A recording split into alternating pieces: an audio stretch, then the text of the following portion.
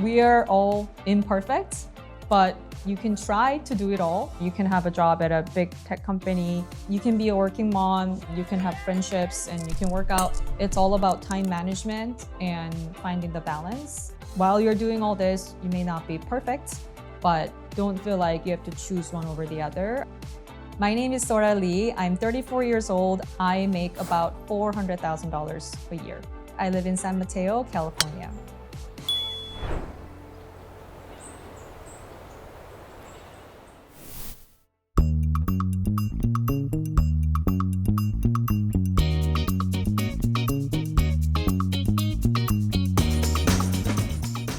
One thing that I like about TikTok is it moves really fast. I sit between product and sales and users. Sometimes I go to market with a product. They wanted me to send them feedback from each day. And because I have engineers in Asia, a lot of them that were easily addressable were fixed overnight. That was the moment when I realized why TikTok has been growing so fast.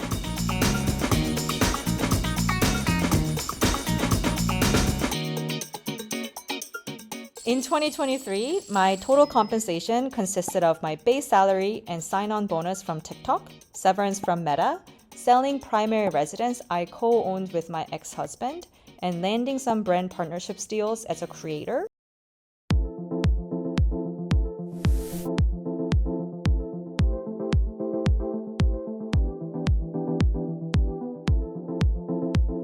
I graduated in 3 years. I decided that I'm gonna take that route to save money.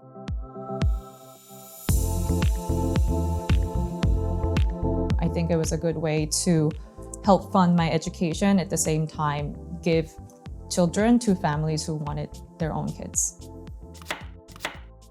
I also worked at a Korean bar. I highly recommend that everyone should work as a server at a busy restaurant at least once in their life, especially in an early age, because it teaches you about reading people and servicing people, but also more importantly, you're thinking about your operational efficiency. So never go into the hall without bringing anything, or never go back to the kitchen without bringing anything.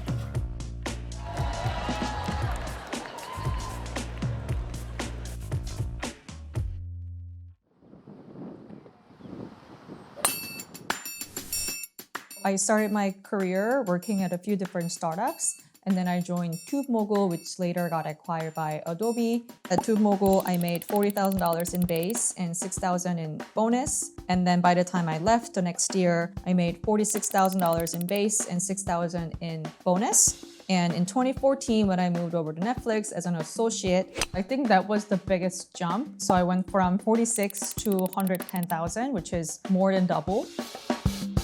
My biggest negotiation tip is to have counter offers, always. When I was interviewing at Netflix, I actually was interviewing for another company in the morning, and I had gotten an offer on the spot because that VP loved me. What I was offered was about $80,000. So I already went into Netflix thinking, okay, if this doesn't work out, I would still double my compensation. That gave me a lot of confidence boost. So I did well on the interview, and then when it was time to negotiate, my minimum was, I said 90,000, and they came back with 110K.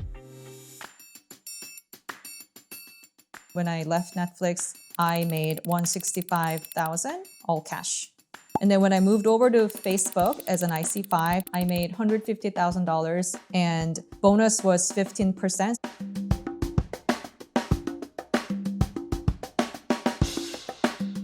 I wasn't having a nice time at Meta. I didn't feel like I was really growing. I didn't feel like my leader was very invested in my growth.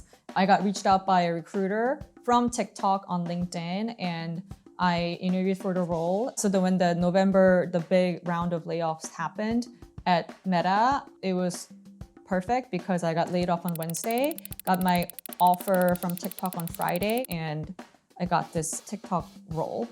I was able to get the severance and start my new job. My relative feeling of being wealthy, I think it diminishes over time because I'm working with, directors who are making millions. And that moment from TubeMogul to Netflix, I think, was the biggest moment where I felt like I made it. And that's when I bought my first designer purse. I haven't felt that way since then. I try not to keep more than $10,000 in my checking account. I already maxed out my traditional IRA for this year, and I'm on track to max out 401k contribution this year. I also contribute towards my son's 529, and anything else left, I put it into Robinhood to acquire index funds, individual stocks for interesting companies, and Bitcoin.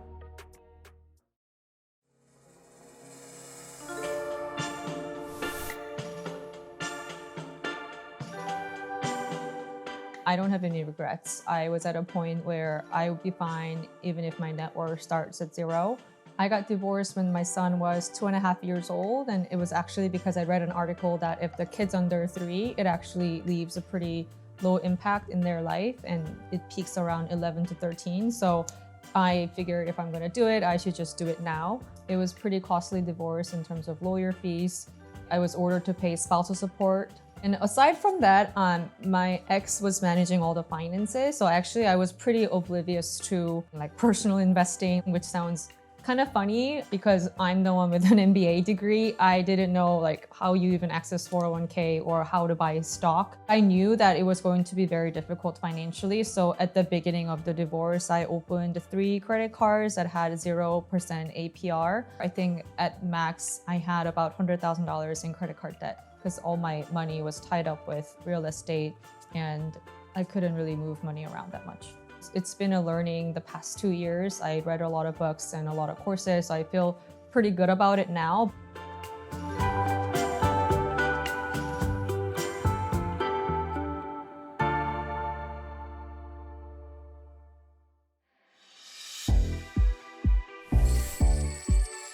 In March, I bought a necklace to celebrate hitting the 100,000 followers milestone on Instagram.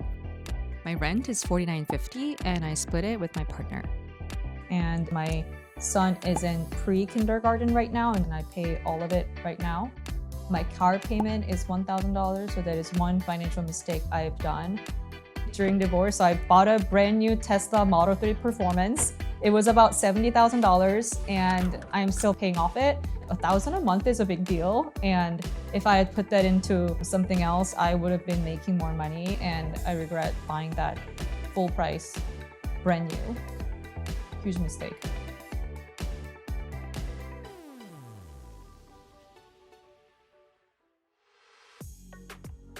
I know I've had a pretty unhealthy relationship with money growing up.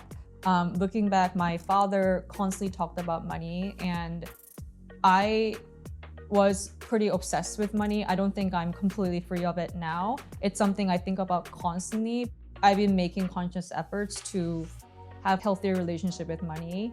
Also with Jackson, I like having adult-like discussions with him. Like if he's sitting in the car seat and he's like, that's a Porsche, like that's an expensive car. Like, you know, he heard it from somewhere else. And I would be like, you know, just because someone has a nice car doesn't mean that they're wealthy, and cars are a depreciating asset. It's 2 for $7. Okay, let's do You know what this is 2 for $7. Okay, let's do this one. Okay.